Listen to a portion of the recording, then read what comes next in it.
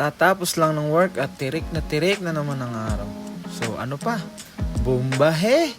At tayo lalarga ulit. At andito na tayo sa part 4 ng ating Tarub series. So let's go! Another budol day na naman. At bago ang lahat, ako nga pala si Tarub. Para sa isang short ride sa Fuyin Mountain Taoyuan. Palagi na lang short ride. May pasok lagi kasi sa gabi. So ito, katuwiran na naman ang papuntang Taoyuan. Bali halos kulang-kulang 10 km tong straight na to. So maganda naman yung daan, spalto naman yan. Nasa Taiwan kasi tayo. So enjoy natin yung ride. At after that straight road, mararating mo na tong medyo malabundukin na to. So ibig sabihin malapit na tayo sa ating destination, yung Fuyin Mountain. O pwede natin sabihin Budol Mountain. Malalaman nyo mamaya kung bakit Budol Mountain. So ayan yung landmark nya. Hindi ko naman maintindihan kung talagang Fuyin yung nakalagay dyan. Basta yan yung daan pataas. Explore natin, nandito na tayo. So far so good, may kalsada naman. Pero parang ito na ata yung huli. At ayan na nga po. Need nating akitin para may magandang view man lang mapicturean. Ngunit ito yung bumungad sa akin. At sabi ng kasalubong ko, malayo pa daw. Galing na tayo doon sa baba. Oh. So naisipan kong bumaba na lang muna. Ito na nga yung Budol Mountain. Mahirap kasi akyatin yan. May hawak pa akong bike. Karga ko pa. So hindi lang yung sarili natin yung bumudol sa atin. Nabudol din tayo ng ating destination ngayon. At dahil nga kinukulang na ako sa oras, pilitan na lang akong umuwi. Medyo sad tayo ngayon, pero at least nature pa rin yung nasilayan natin. At yung daan okay naman. Puro paahon pa rin talaga. Kasi yung punta natin puro palusong eh. Asahan natin na puro ahon tong pauwi. So tara, tirahin natin tong mga to.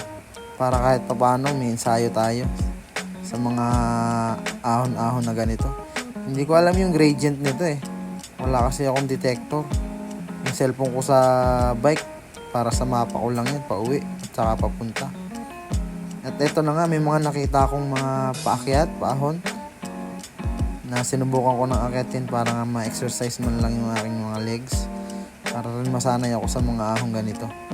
Pero hindi siya gaanong mataas kasi nakakapag-cellphone pa ako sa isang kamay. Pero at least malaking bagay. Tsaka maganda naman yung kapaligiran natin dito. Ayan.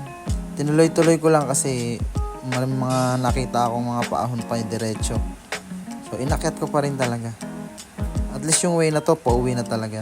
Alternate route lang, hindi natin dinaan kanina papunta. At ayan na nga, water break, then direkta na pauwi. So nadaan ako tong stadium sa Taoyuan. Arena ata to ng Taoyuan. Hindi ko alam yung name, basta alam ko arena to ng Taoyuan. And then nakikita ko nga medyo makulimlim. Parang gustong bumagsak ng ulan, kaya kailangan bilisan natin. Ngunit may mga napapansin akong tumutunog dito sa aking bisikletang dala. So yun, dumaan muna ako sa isang service center, Shimano. Pina-check ko. Baka mamaya kung ano na nangyayari. At ito nga, dry na yung mga hindi dapat ma-dry. Kaya pala nagtutunugo na. And after nun, nakauwi na ako ng bahay at deserve ko kumain ng masarap. So, eto na. Samahan nyo akong lumapang. Talagang gutom na gutom ako. Wala akong kain bago mag-ride out. So, enjoy natin to.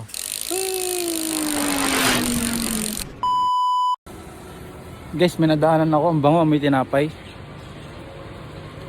Balikan ko. Bili ako. Bango eh. Balik tayo. Wala guys. Burger pala. Ayoko nyan. Yung mga clubhouse sandwich. Akala ko tinapay eh. Yung bakery. Negative na naman. Tapos parang uulan. Malas tayo ngayon ah. May-ari kasi nitong bike, may balat eh. Uwi na tayo, papunta ng ulan.